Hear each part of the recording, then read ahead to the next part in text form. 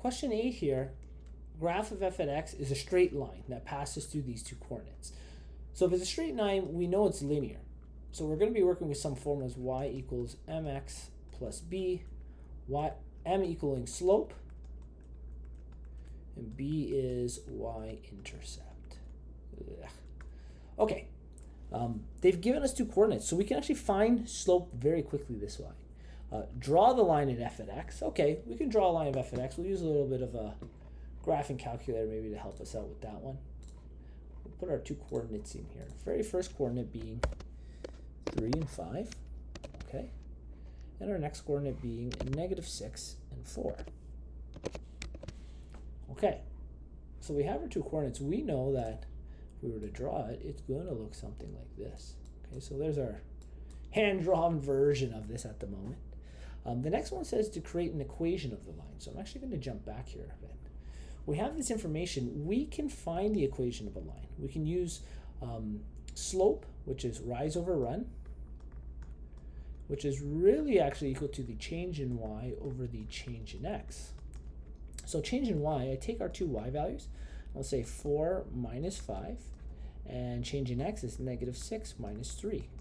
This gives us -1 over -9, which is the equivalent of 1 over 9.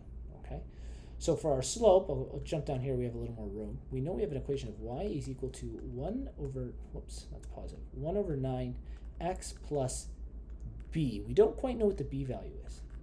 To solve it, we can plug in one of our coordinates. We have a coordinate 3 and 5. That's an x and that's a y. So we plug 3 in for here and 5 in for this value. We end up with 5. Give ourselves some room. 5 is equal to 1 over 9 times 3. And what we're going to do is isolate for b, plus b. When I bring this to the other side, 5 minus, this is actually going to end up being a third when we bring it over, b, and which means b is equal to 4 2/3, which, let's keep it as an improper fraction, is 14 over 3. So the equation of our line is going to be y is equal to 1 over 9x plus 14 over 3. I'm going to take that equation and plug it in to see if it crosses.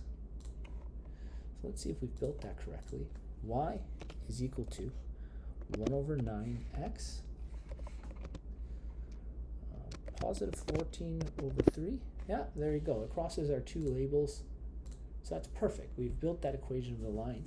And then the last thing this question asks us to actually do is just find out when the x value is -10, 2, and 0, what do those equal? We can plug them into this equation, or we can find them graphically right here.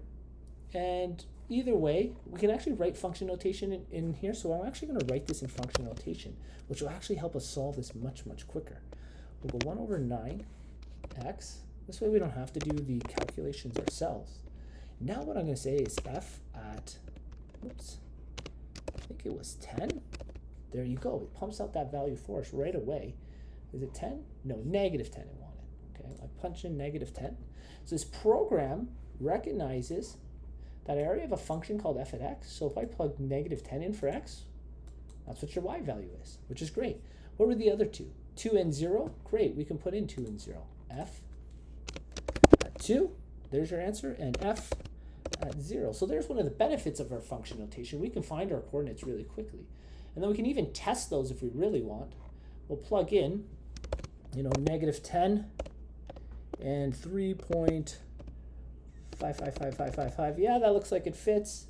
Another one was 2 and 4.88888. Yeah, that looks like it fits. And the last one was 0 and 4.60 and 4.6 repeated. Yep, they all look like they fall on our line, which works out great.